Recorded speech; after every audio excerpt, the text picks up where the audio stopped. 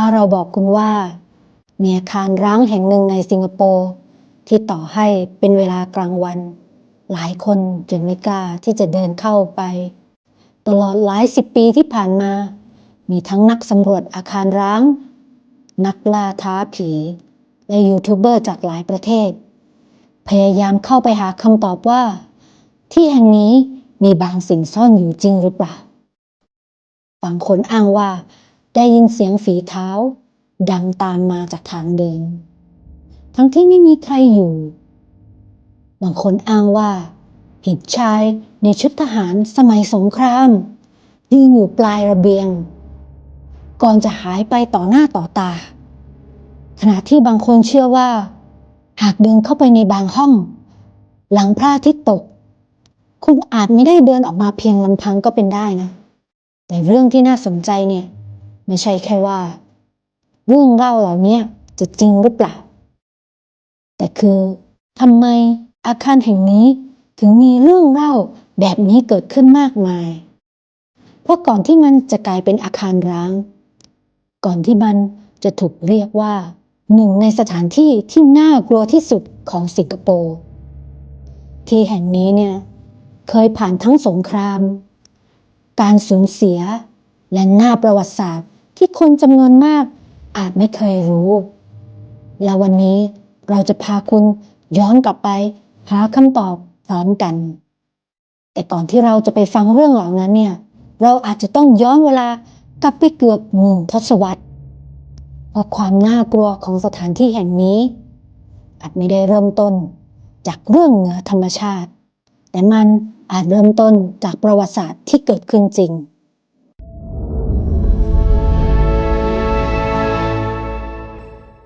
ลองจินตนาการดูนะคะย้อนกลับไปเมื่อเกือบ90 ปีก่อนอาคารแห่งนี้ไม่ได้เงียบงันเหมือนในวันนี้ทุกเช้าแสงแดดจะค่อยๆส่องผ่านหน้าต่างบานยาวเสียงรองเท้าของหมอและพยาบาลดังก้องไปตามระเบียงเสียงรถเข็นอุปกรณ์เคลื่อนผ่านห้องต่างๆขณะที่เจ้าหน้าที่กำลังเร่งเตรียมความพร้อมสำหรับการรักษาคนไข้ในอีกวันหนึ่งในเวลานั้นที่นี่เต็มไปด้วยชีวิตเพราะที่นี่คือโรงพยาบาลที่ถูกสร้างขึ้นในช่วงทศวรรษที่ 1935 เพื่อรองรับกำลังพลและกองทัพอังกฤษซึ่งประจำการอยู่ในพื้นที่ชางงีทางตะวันออกของสิงคโปร์หนึ่งในฐานทัพที่มีความสำคัญที่สุดของจักรวรรดิอังกฤษในเอเชียตะวันออกเฉียงใต้คนไข้ส่วนใหญ่ในช่วงแรกไม่ใช่นักท่องเที่ยวหรือประชาชนทั่วไปอย่างโรงพยาบาลในปัจจุบันแต่เป็นทหารอังกฤษเจ้าหน้าที่ประจำฐานทัพและบุคลากรทางทหารในแต่ละวันเนี่ยทหารจากฐานทัพทยอยเดินเข้ามารับการรักษาบางคนมีไข้จากการประจำการในสภาพอากาศร้อนชื้นของภูมิภาคนี้บางคนได้รับบาดเจ็บระหว่างการฝึกบางคนต้องเข้ารับการผ่าตัดหรือพักฟื้นจากอุบัติเหตุระหว่างการปฏิบัติหน้าที่สำหรับคุณหมอและพยาบาลในเวลานั้นเนี่ยที่นี่ก็เป็นเพียงโรงพยาบาลแห่งหนึ่งที่ทำหน้าที่รักษาผู้ป่วยเหมือนทุกๆวันไม่มีใครคาดคิดเลยว่าในอีกไม่นานอาคารแห่งนี้จะต้องรับหน้าที่หนักหนาสาหัสและเปลี่ยนไปตลอดกาลเพราะปลายปีค.ศ. 1941 สงครามโลกครั้งที่2ได้ขยายตัวมาถึงภูมิภาคเอเชียแปซิฟิกและสิงคโปร์ซึ่งเคยถูกมองว่าเป็นป้อมปราการที่ไม่มีวันแตกก็กำลังจะเผชิญกับบททดสอบครั้งใหญ่ที่สุดในประวัติศาสตร์ไม่มีใครรู้เลยว่าทางเดินที่วันนี้ยังเต็มไปด้วยเสียงพูดของคุณหมอพยาบาลและคนไข้อีกไม่นานมันจะกลายเป็นสถานที่ที่ต้องรับผู้บาดเจ็บจากสงครามอย่างต่อเนื่องและหลาย10 ปีต่อมาอาคารหลังเดียวกันนี้จะถูกทิ้งร้างพร้อมกับเรื่องเล่ามากมายที่ยังคงพูดถึงมาจนถึงทุกวันนี้ปลายปีค.ศ. 1941 เสียงที่เคยดังอยู่ในโรงพยาบาลเริ่มเปลี่ยนไป จากเสียงพูดคุยของคุณหมอและพยาบาลกลายเป็นเสียงไซเรนเตือนภัยเสียงเครื่องบินที่บินผ่านเหนือท้องฟ้าและเสียงระเบิดที่ดังขึ้นเป็นระยะสงครามโลกครั้งที่2ได้เดินทางมาถึงสิงคโปร์แล้วในเวลานั้นพื้นที่ชางงีมีความสำคัญอย่างยิ่งต่อกองทัพของอังกฤษ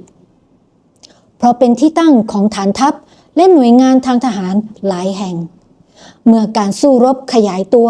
โรงพยาบาลแห่งนี้จึงต้องรับบทบาทที่หนักกว่าที่เคยผู้บาดเจ็บจากการสู้รบถูกส่งเข้ามาอย่างต่อเนื่องทั้งทหารที่ได้รับบาดเจ็บจากการรบผู้ที่ได้รับผลกระทบจากแรงระเบิด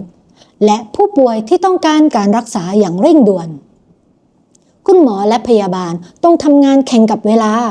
เพื่อช่วยชีวิตผู้คนท่ามกลางสถานการณ์ที่เต็มไปด้วยความไม่แน่นอนไม่นานหลังจากนั้นในเดือนกุมภาพันธ์ปี 1942 สิงคโปร์ก็ตกอยู่ภายใต้การยึดครองของกองทัพญี่ปุ่นพื้นที่ชางงีรวมถึงบริเวณโดยรอบกลายเป็นสถานที่ที่เชื่อมโยงกับเรื่องราวของเฉลยศึกความสูญเสียและความทรงจำอันเจ็บปวดของสงครามแม้ว่าจะไม่มีหลักฐานทางประวัติศาสตร์ที่ยืนยันว่าอาคารหลังนี้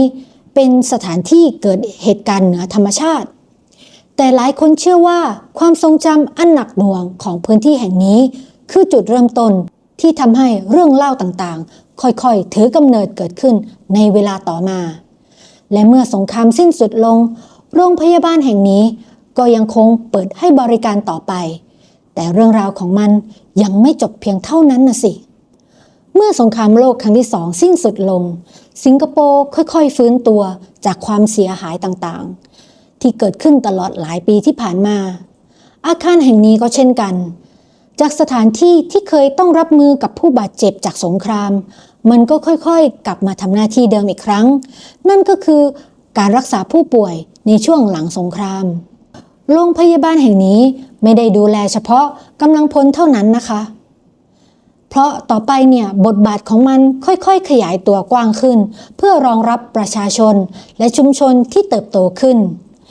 ในพื้นที่ชางงีและบริเวณใกล้เคียงหลายสิบปีผ่านไปโรงพยาบาลแห่งนี้กลายเป็นส่วนหนึ่งของชีวิตผู้คนในละแวกนั้นเด็กหลายคนลืมตาดูโลกณที่แห่งนี้ผู้ป่วยจำนวนมากได้รับการรักษาจนหายดีบุคลากรทางการแพทย์หลายรุ่นต่างผลัดเปลี่ยนกันเข้ามาปฏิบัติหน้าที่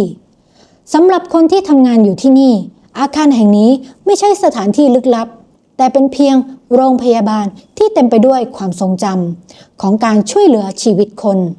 เวลาผ่านไปอย่างเงียบๆจนกระทั่งช่วงทศวรรษที่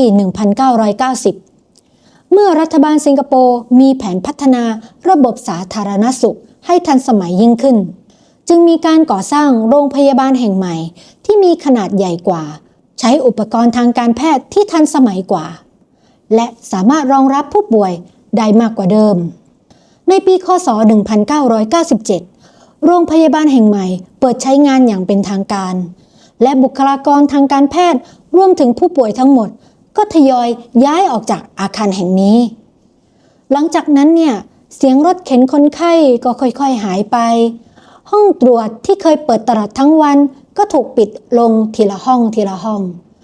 ระเบียงที่เคยมีผู้คนเดินผ่านไปผ่านมากับเหลือเพียงแต่ความเงียบไม่มีใครในเวลานั้นจะคิดว่าการปิดตัวของโรงพยาบาลจะเป็นจุดเริ่มต้นของชื่อเสียงอีกแบบหนึ่งชื่อเสียงที่ไม่ได้เกิดจากการรักษาชีวิตผู้คนแต่เกิดจากเรื่องเล่าที่เริ่มแพร่สะพัดหลังจากอาคารแห่งนี้ถูกปล่อยทิ้งร้างหลังจากโรงพยาบาลปิดตัวลงเนี่ยอาคารแห่งนี้ก็ไม่ได้ถูกลืมนะคะแต่กลับตรงกันข้ามมันกลับดึงดูดผู้คนให้เข้ามาเยี่ยมเยือนมากขึ้นเรื่อยๆในช่วงปลายทศวรรษที่ 1990 จนถึงต้นทศวรรษที่ 2000 มีทั้งช่างภาพนักสำรวจอาคารร้างและผู้ที่ชื่นชอบการผจญภัยแอบเข้ามาบันทึกภาพภายในอาคารอยู่เป็นระยะสำหรับหลายคนมันก็เป็นเพียงโรงพยาบาลเก่าที่ถูกปล่อยทิ้งร้างไว้ แต่สำหรับบางคนการเดินเข้าไปเพียงครั้งเดียวกลับกลายเป็นประสบการณ์ที่พวกเขาไม่มีวันลืมหนึ่งในเรื่องเล่าที่ถูกพูดถึงมากที่สุดคือคำบอกเล่าของผู้ที่อ้างว่าระหว่างที่เดินสำรวจอาคารในช่วงเย็นเนี่ยเขาเห็นผู้ชายคนหนึ่งยืนอยู่ที่ปลายระเบียงมองไปจากระยะไกลชายคนนั้นดูเหมือนจะสวมเครื่องแบบทหารเขายืนอยู่นิ่งๆไม่พูดอะไรแล้วก็ไม่ขยับตัวผู้สำรวจคนนั้นเนี่ยก็เลยคิดว่าอาจจะมีคนอื่นเข้ามาในอาคารเหมือนกันแต่เมื่อเขาเดินเข้าไปใกล้ๆชายคนนั้นเนี่ยก็กลับหายไปไม่มีแม้แต่เสียงฝีเท้าไม่มีเสียงประตูที่เปิดหรือปิดและก็กลายเป็นไม่มีใครอยู่ตรงนั้นเรื่องเล่าเหล่านี้เนี่ยส่งต่อกันในหมู่นักสำรวจอาคารร้างก่อนที่จะเริ่มปรากฏอยู่บนเว็บไซต์อยู่บนฟอรัมและต่อมาในคลิปวิดีโอของผู้ที่เข้ามาทดลองสำรวจสถานที่แห่งนี้แน่นอนว่าไม่มีหลักฐานที่ยืนยันว่าเหตุการณ์ดังกล่าวเกิดขึ้นจริงและจนถึงทุกวันนี้เนี่ยก็ไม่มีใครสามารถพิสูจน์ได้ว่าสิ่งที่ผู้สำรวจคนนั้นเห็นมันคืออะไรกันแน่แต่เหตุการณ์ครั้งนั้นเนี่ยกลับกลายเป็นจุดเริ่มต้นของเรื่องเล่าอีกมากมายหลังจากนั้นผู้คนก็เริ่มอ้างว่าพวกเขาได้พบได้ยินหรือสัมผัสสิ่งแปลกประหลาดในอาคารแห่งนี้มากขึ้นเรื่อยๆจนชื่อของโอชางงีฮอสพิทอล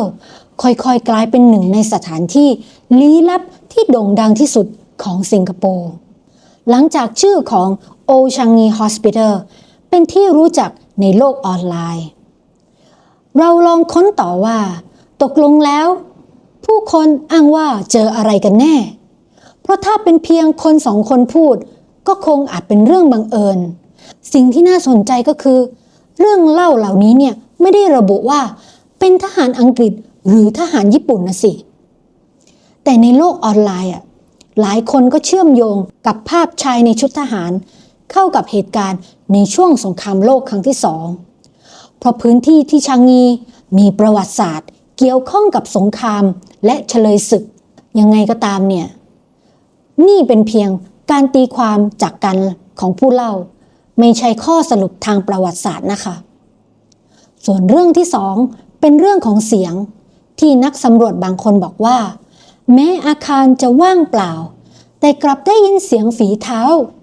เสียงลากของหนักๆหรือเสียงคล้ายมีคนกำลังเดินอยู่ที่ชั้นอื่นเมื่อเดินตามเสียงไปกลับไม่พบใครก็แน่นอนว่าอาคารร้างขนาดใหญ่เนี่ยสามารถเกิดเสียงจากลมการขยายตัวของโครงสร้างหรือแม้แต่สัตว์ที่อาศัยด้านในก็ได้แต่สำหรับบางคนคำอธิบายเหล่านั้นก็ยังไม่เพียงพอและนี่คือเพียง2เรื่องเท่านั้นเองนะคะ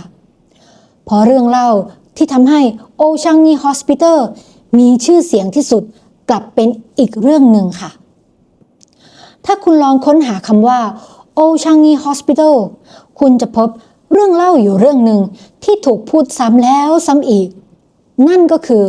หญิงสาวในชุดคนไข้สีขาวหลายคนที่เข้าไปสำรวจอาคารแห่งนี้เล่าเหมือนกันว่า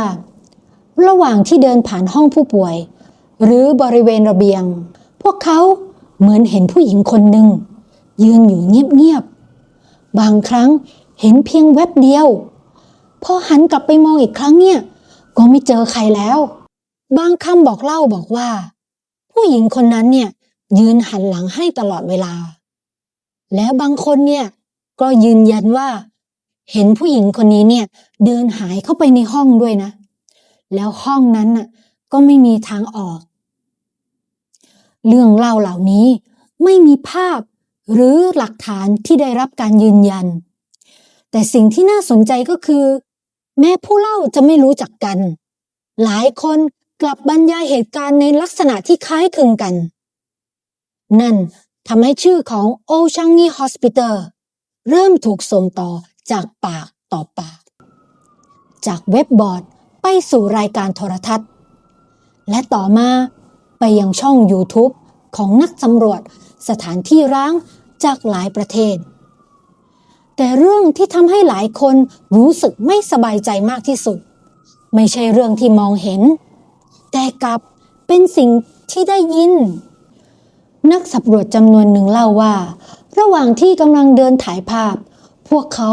ได้ยินเสียงเหมือนมีคนกระซิบอยู่ด้านหลังบางครั้งได้ยินเสียงเบาๆบางคนรู้สึกเหมือนมีคนเดินตามทั้งที่เมื่อหันหลังกลับไปก็ไม่เจอใครแน่นอนอาคารร้างขนาดใหญ่สามารถมีเกิดเสียงสะท้อนเสียงลมเสียงสัตว์ก็ไม่มีข้อสรุปหรอกว่าเสียงเหล่านั้นเนี่ยมันเกิดมาจากอะไรแต่ว่าเรื่องเล่าพวกนี้มันมาแบบเดียวกันมาแนวเดียวกันซ้ำแล้วซ้ำอีกมันก็เพียงพอที่จะทำให้ผู้คนจำนวนมากอยากเข้าไปพิสูจน์ด้วยตัวเองและนั่นก็คือจุดเริ่มต้นของยุคที่โอชังงีฮอสพิทอลกลายเป็นจุดหมายของนักล่าท้าผีจากหลายประเทศเมื่อเรื่องเล่าเกี่ยวกับโอชังงีฮอสพิทอลถูกเผยแพร่ออกไปมากขึ้นเรื่อยๆผู้ที่เดินเข้ามาในอาคารแห่งนี้ก็ไม่ได้มีแค่ช่างภาพหรือนักสำรวจอาคารร้างอีกต่อไปแต่เริ่มมีอีกกลุ่มหนึ่งเข้ามานั่นก็คือทีมถ่ายทำรายการและผู้สร้างคอนเทนต์แนวลี้ลับตลอดหลายปีที่ผ่านมาเนี่ยมีทั้งรายการโทรทัศน์ช่อง YouTube และนักล่าท้าผีจากหลายประเทศเดินทางมาที่นี่เพื่อหวังจะบันทึกสิ่งผิดปกติบางทีมงานเลือกเข้ามาในช่วงกลางวันแต่หลายทีมตั้งใจจะรอจนถึงตอนกลางคืนเลยนะเพราะเชื่อว่าช่วงเวลานั้นเนี่ยจะได้บรรยากาศชวนให้เกิดเหตุการณ์ประหลาดมากที่สุดในคลิปที่เผยแพร่ออกมาหลายคลิปเนี่ยเราจะเห็นผู้สำรวจเดินถือไฟฉายค่อยๆเปิดประตูแต่ละห้องสำรวจทางเดินที่มืดสนิทและคอยฟังทุกเสียงที่เกิดขึ้นรอบๆตัวบางครั้งพวกเขาสะดุ้งกับเสียงที่เกิดขึ้นกระทันหันบางครั้งก็หยุดเดินเพราะรู้สึกเหมือนมีใครบางคนกำลังยืนมองอยู่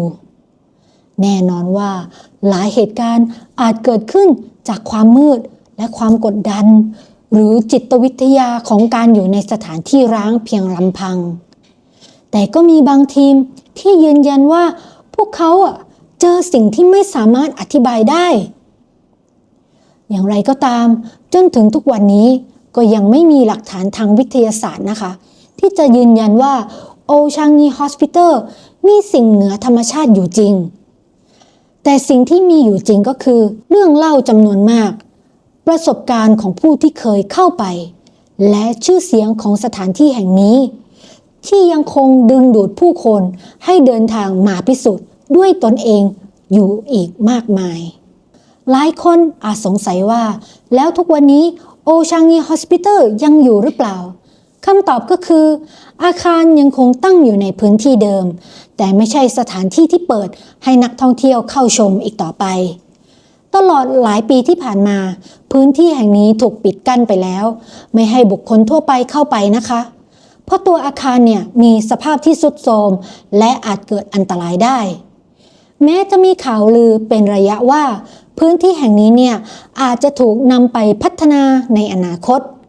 แต่จนถึงปัจจุบัน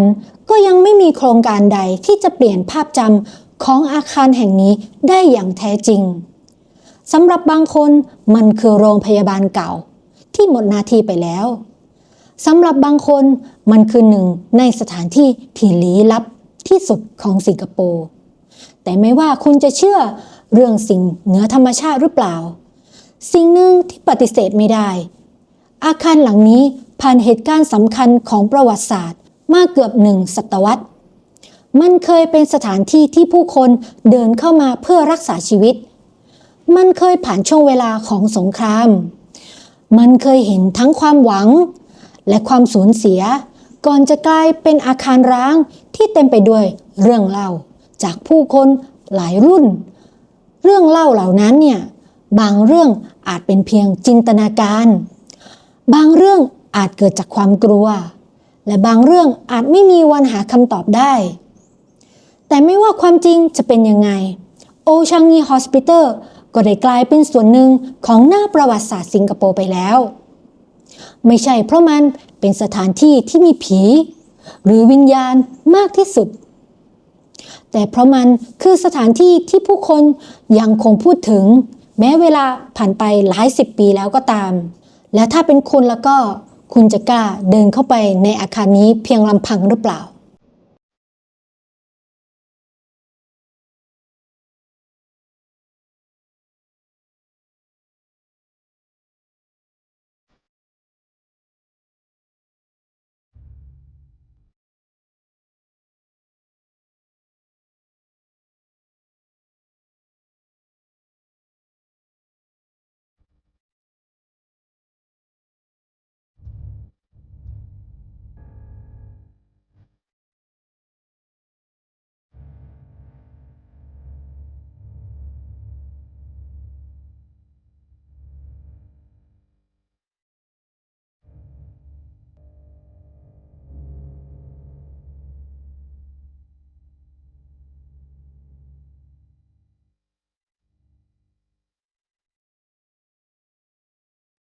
ถ้าคุณชอบคลิปนี้